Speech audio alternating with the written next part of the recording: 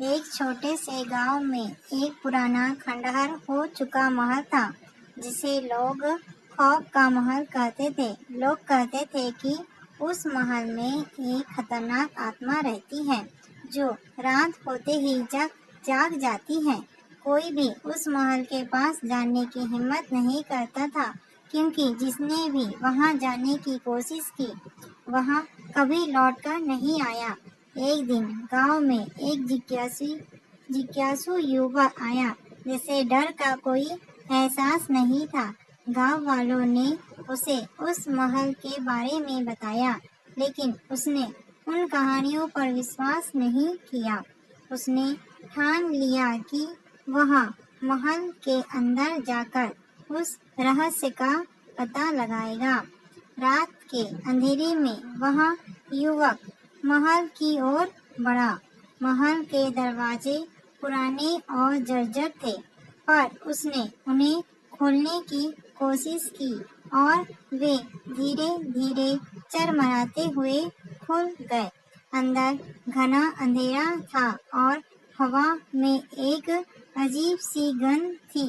हर कदम के साथ उसकी दिल की धड़कन तेज होती जा रही थी, लेकिन उसने हिम्मत नहीं हारी।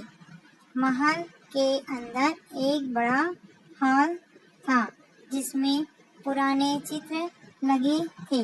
वह युवक उन चित्रों को ध्यान से देखने लगा। तभी अचानक एक तेज आवाज आई। उसने मुड़कर देखा तो एक काले साए को उसकी ओर बढ़ते हुए पाया। वह साया धीरे धीरे उसकी ओर बढ़ रहा था और वह युवक हिल भी नहीं पा रहा था। जैसे ही वह साया उसके करीब आया, उसकी आंखों के सामने अंधेरा छा गया।